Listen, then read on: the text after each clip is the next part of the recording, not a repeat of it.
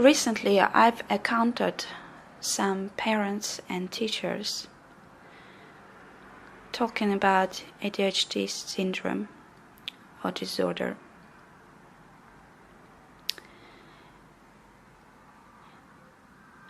So, I work for a school part-time and as a freelance teacher.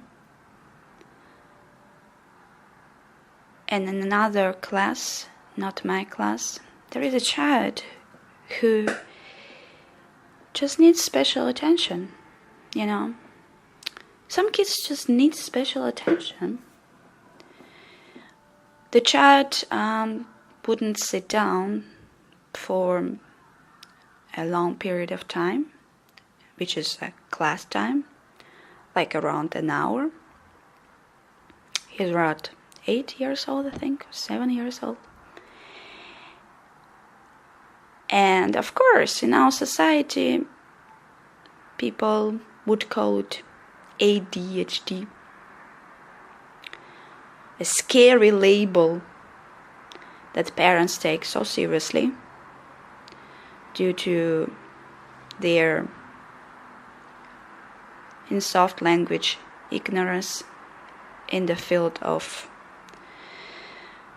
those kind of syndromes or those kind of disorders. They would just listen to doctors, and doctors would tell them, look, your child got ADHD, you gotta take medications. Really? So first of all, just to think, ADHD is a disorder. So, to my knowledge, you take medication when you have a disease, an infection. Even when you have a syndrome, you basically are not prescribed medications. So it's like saying, I have a sleeping disorder because I have been stressed recently. And so doctor gave me medications. I have a sleeping disorder. So the same for ADHD. Particularly in Taiwan, I don't know about other countries. I think in Russia it's not this way, because I come from Russia.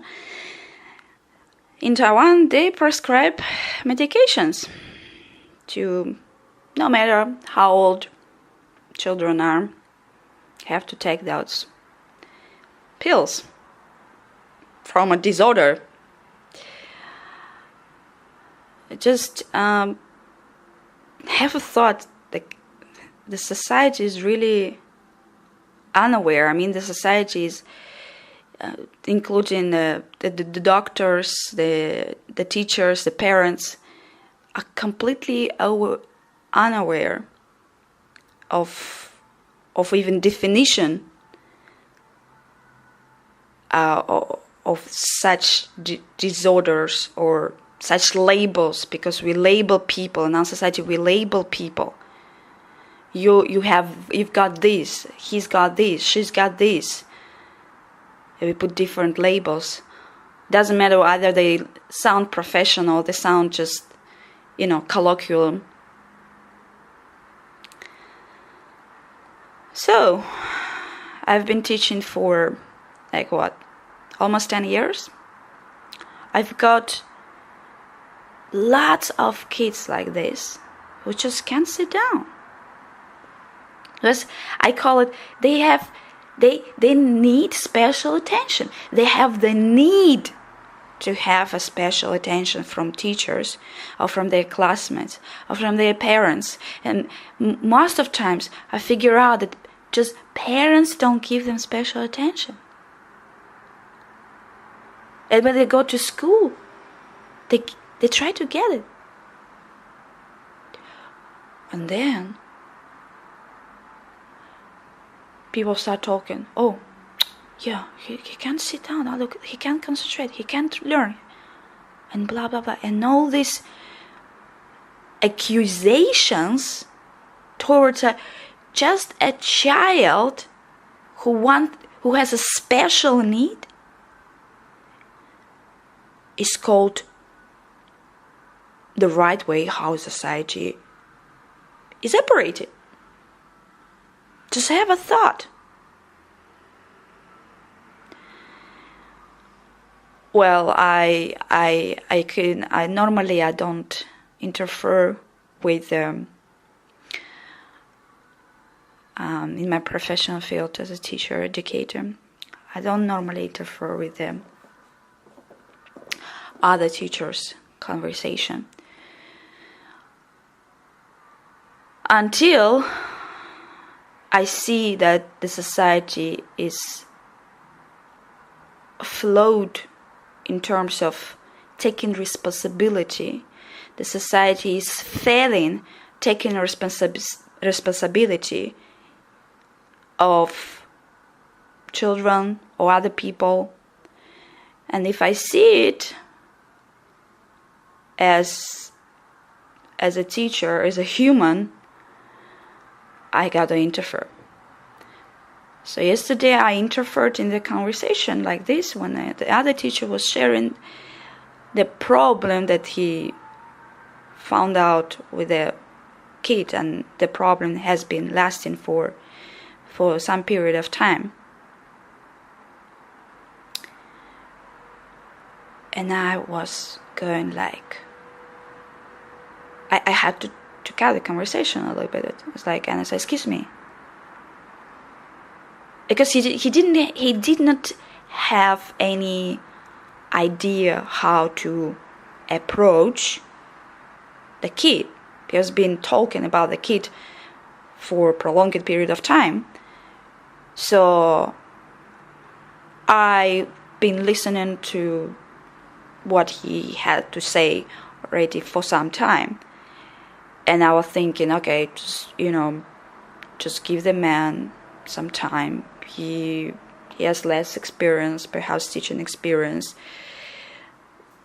than me. I just need to give him some time. We have to give them some time. And I all the time listen to these recommendations from another teacher and supervisor of the school, and I was like, but what did those recommendations did not seem to work out.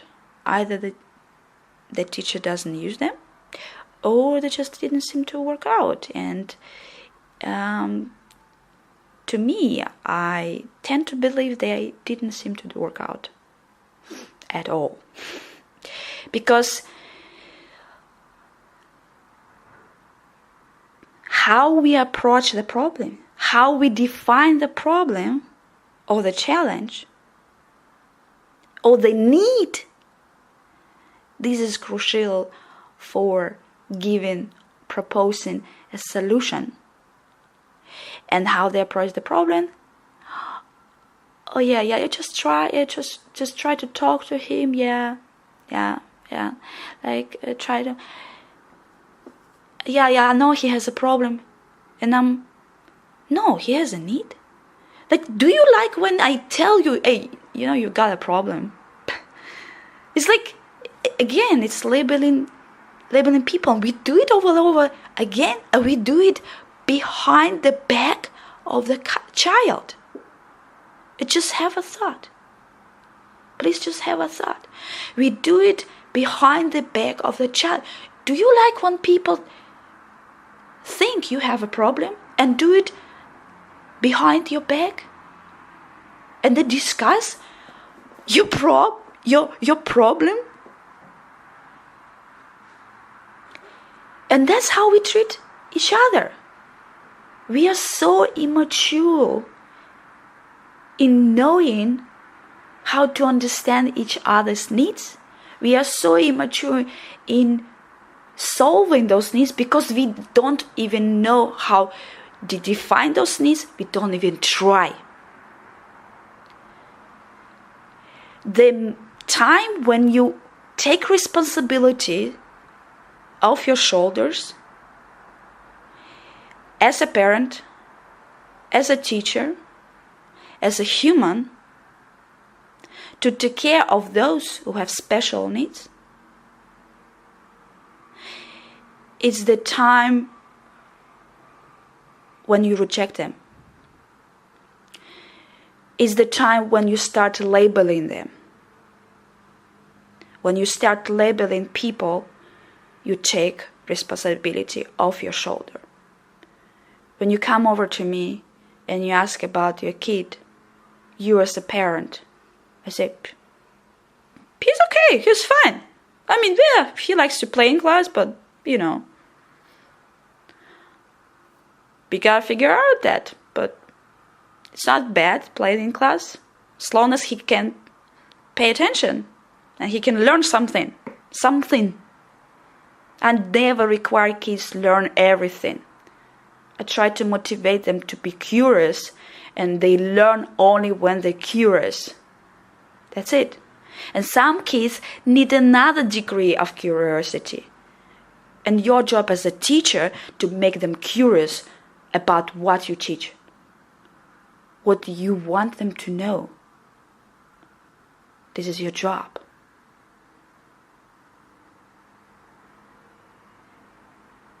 And no, he's fine. Oh no, doesn't he have a DHD or something like? I said, no. Why do you think he has an? It's like, and what is a DHD? Yeah. And Dad couldn't say what that is. Oh well, it's like lack of concentration. Oh, really? So have you ever asked yourself why a child has lack of concentration? Maybe because he's bored. That's it. Because kids are bored, we tell them they have ADHD. Just have a thought. They're just bored. They need a special approach. Not a special approach. They need just another approach. They have another need. They have a special need. Whatever it is. You figure out, this is your job to figure out how to approach the kid who has a little bit less patience or different patience to learn. That's it. You gotta entertain that kid. This is your teacher's job. Not to sit down on your bum, but to go to the kids, entertain the kid. Try to get him or her interested. In any way, be funny, be a friend. Look, your friend is going to help you. Do you need my help? Do you need help? Try to find how to answer, how to reply to the needs of the child. Instead of, oh, have you got a problem? Hey, are you okay?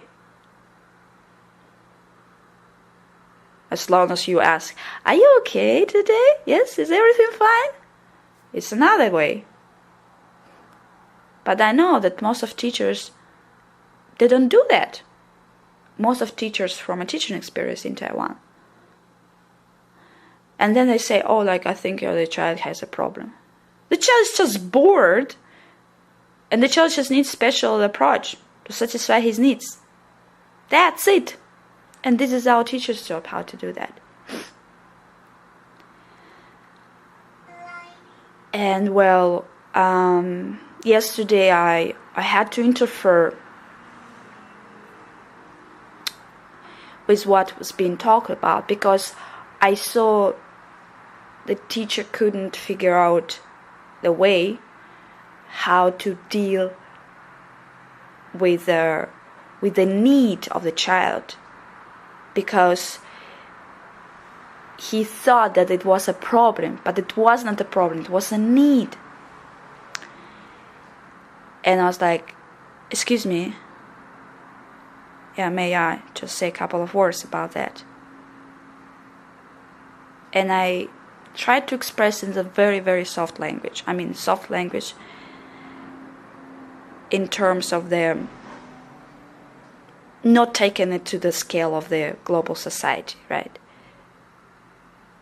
And not talking about the minute we start labeling kids, we take responsibility off our shoulders as parents and teachers, as humans, as members of this society.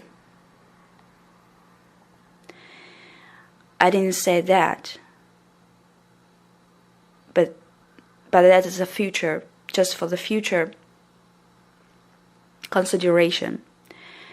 And for the others who is listening to this video, whoever who is listening to this video of this recording of mine. So what I said was a little bit more simple. I said, just get him up. Ask him to go to the whiteboard and write down the words on the whiteboard, what he writes in the book, what he can't write in the book. Get him write down the words on the whiteboard.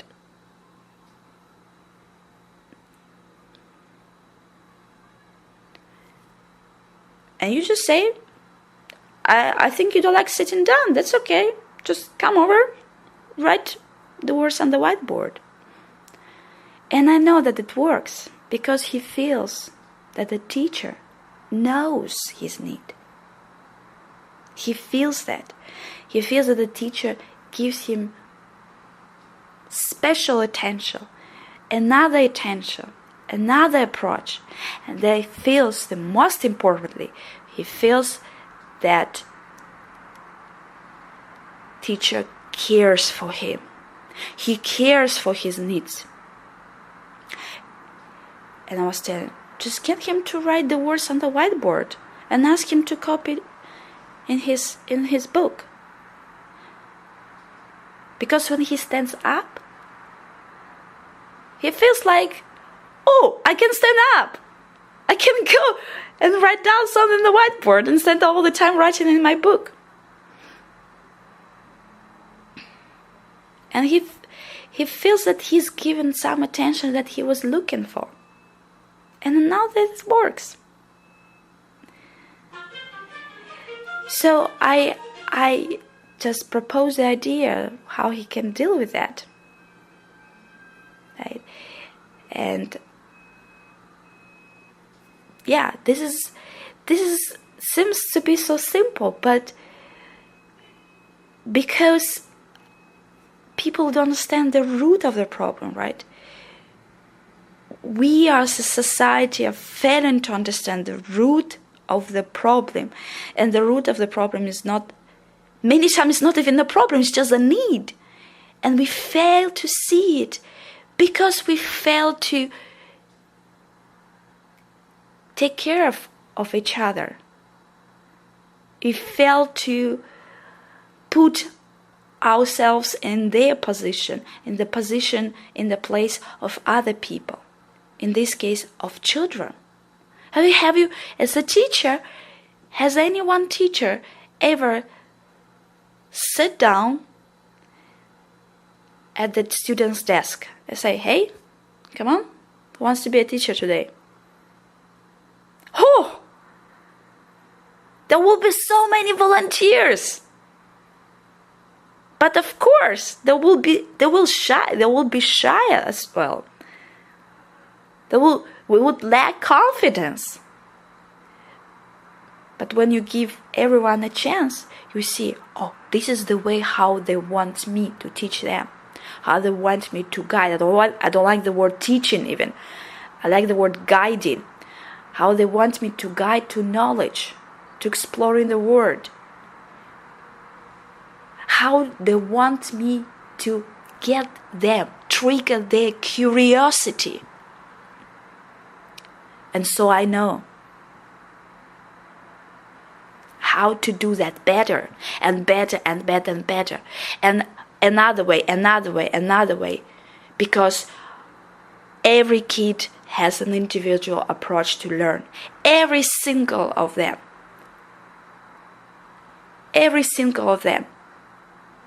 Every person is different. Because they have different background, they have different environment, have been educated, they have been raised, they have been influenced differently from each other. No any other kid have the same environment they've been raised. And we forget it. Or we don't even know that. And so when we label kids, we lose this kind of connection with them. We don't only take responsibility off our shoulders, but we lose this connection with them. Because we look for others, for doctors, for teachers, how to deal with our kids. They are our kids. And we go to other people to ask, who don't even know how kids are, and ask them how to deal with our kids, how to connect with our kids, not deal, how to connect with our kids. Because when you start labeling, oh, my kid has a concentration problem, my kid has ADHD, blah, blah, blah, I think he has ADHD, I'm going to take him to the hospital and take tests if he has it. This disorder. When we want to start doing that, that means we already lost the connection with our kids. We don't know how to connect with them. And you are the parent. And you are the teacher. You're teaching the kid at least like several months or a year.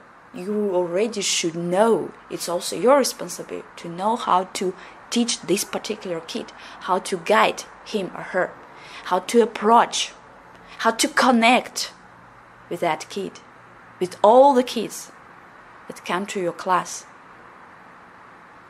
And curious, something new we've got today? Maybe a new game that we can play and learn at the same time? But how many of us do that? So coming back to the topic is very crucial to talk about the needs each other needs. But we forget doing that. And then we come up with titles. And then we go to doctors to solve our problems. The problem of disconnection with our kids. Just have a thought. Is it really sane? I think it's insane. Thanks for listening.